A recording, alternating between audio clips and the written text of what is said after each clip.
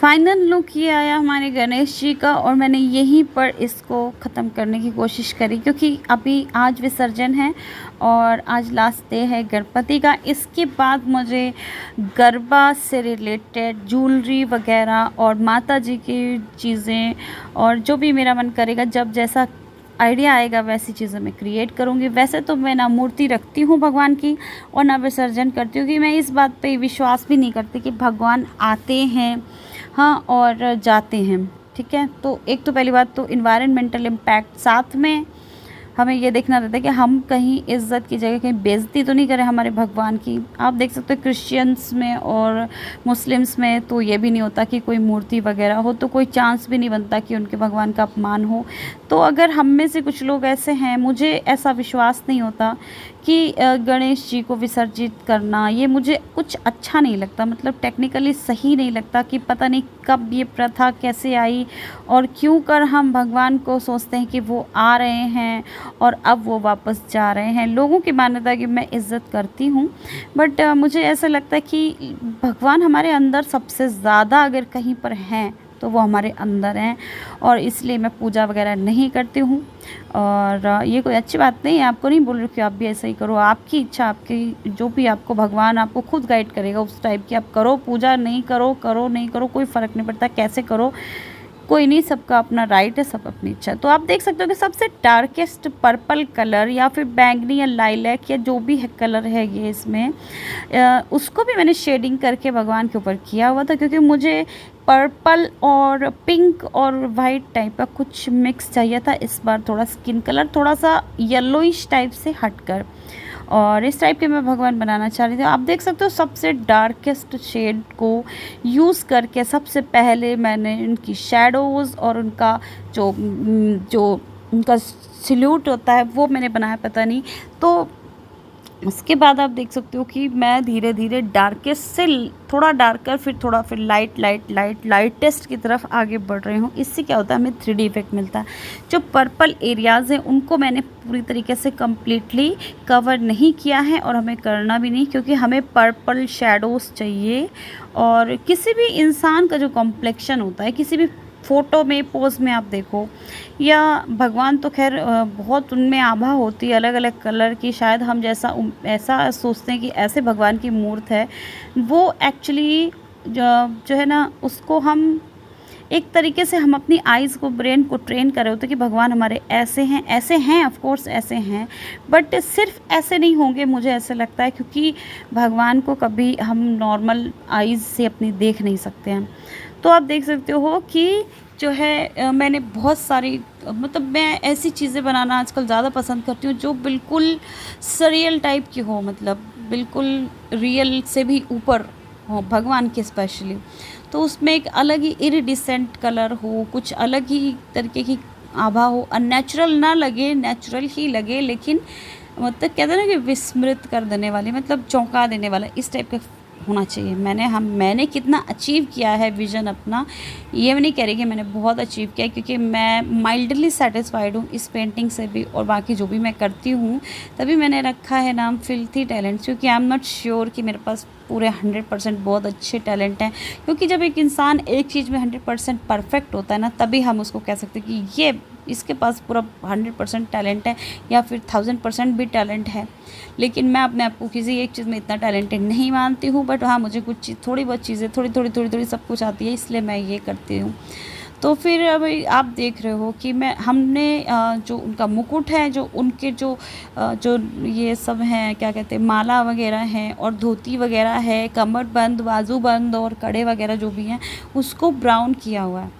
उसके बाद देख रहे हो आप कि पिंकिश टाइप का कलर जो है कॉम्प्लेक्शन में मैं आगे बढ़ा रही हूँ, बट आप देख सकते हो कि अभी भी पर्पल कलर के शैडोज़ का जो एरिया है वो मैं छोड़ के चल रही हूँ।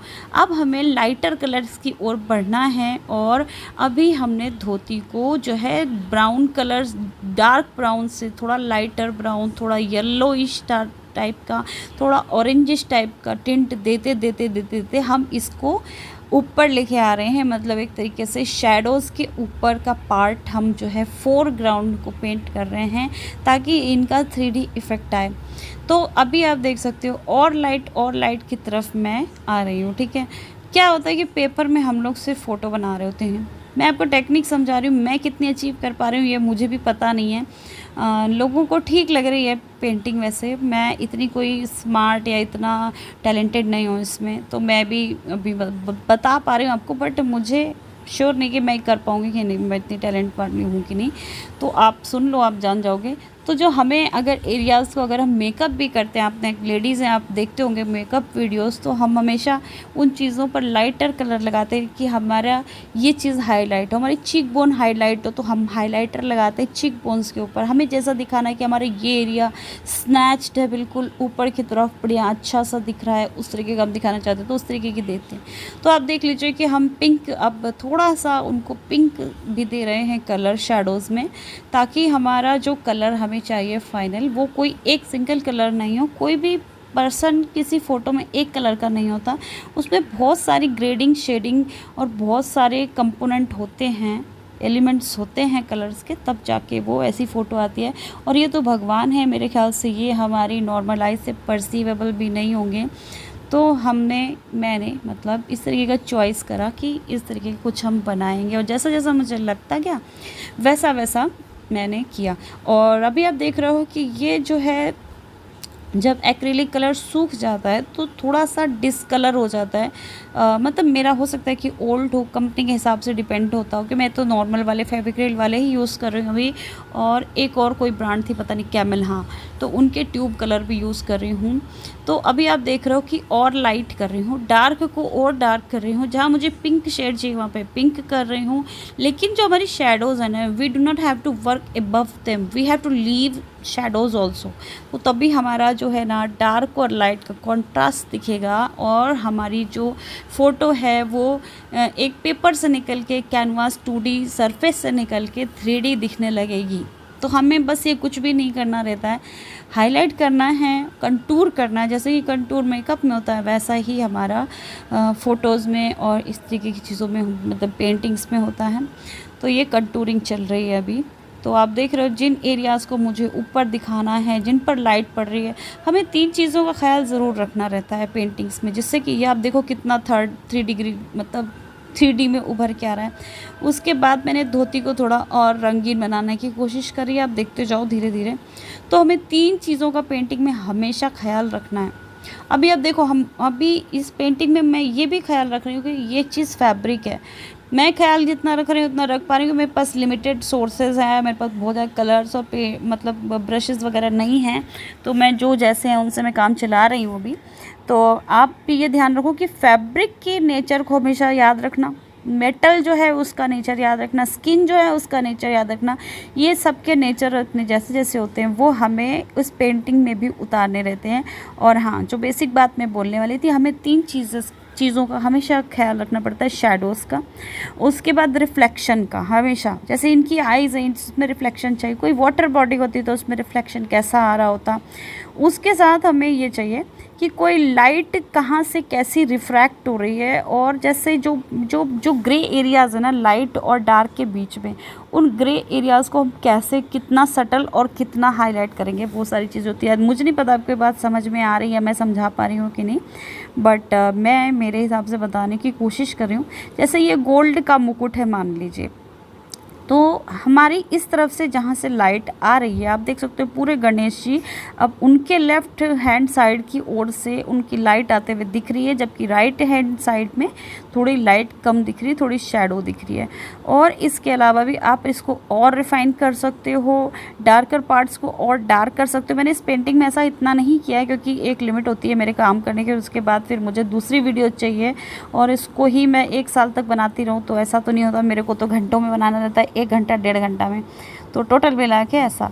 उसके बाद आप इसको और हाइट थोड़ा सा और डिफरेंस करके और कंट्रास्ट देके इस तरीके से आप आगे बढ़ सकते हैं। अभी भी आप देख सकते हो कि जो मैंने बेसिक वायलेट जो पोर्शन किया था उसको मैंने लास्ट तक भी छेड़ा नहीं है, उस शैडो को मैंने मेंटेन करा है, क्योंकि मुझे पर्पल में एक ग्रेडिंग चाहिए थी भगवान जी के ऊपर। अभी आप देख लो कि मुकुट में मैंने कुछ डिज़ाइंस वगैरह बनाने की कोशिश करी हैं। लेफ़्ट हैंड साइड में मुकुट थोड़ा ज़्यादा, मतलब मेरे राइट हैंड साइड में थोड़ा ज़्यादा चमक रहा है, मतलब वहाँ से लाइट आ रही है, और राइट साइड में शेडो आ रही है। तो अभी आप देख लो, मैं इनके बाल बना रही हूँ। इनके बालों को भी हाईलाइट करना है बाद में, उसके ऊपर ब्राउन, उसके ऊपर येलो टिंट्स, ऐसी चीज़ें आपको देखना पड़ेगा, ध्यान लगाना पड़ेगा कि कैसे मैं इसको बेटर बना सकती हूँ अगर आप पेंटिंग करते हैं तो, वरना फिर एंजॉय करिए जो भी हो रहा है। तो ये हमारे गणेश जी आज बन गए हैं। वैसे तो मैं मानती नहीं हूँ विसर्जन मूर्ति का रखना, ये वो कुछ मैं नहीं करती हूँ, क्योंकि मुझसे होता भी नहीं है। प्लस मैं ऐसा समझती हूँ कि सबसे जो बड़ी पूजा होती है ना, वो एक तो कर्म से होती है और दूसरा होती है कि आप अपने मन को शुद्ध रखें और भगवान के पास भगवान का ध्यान करते रहें।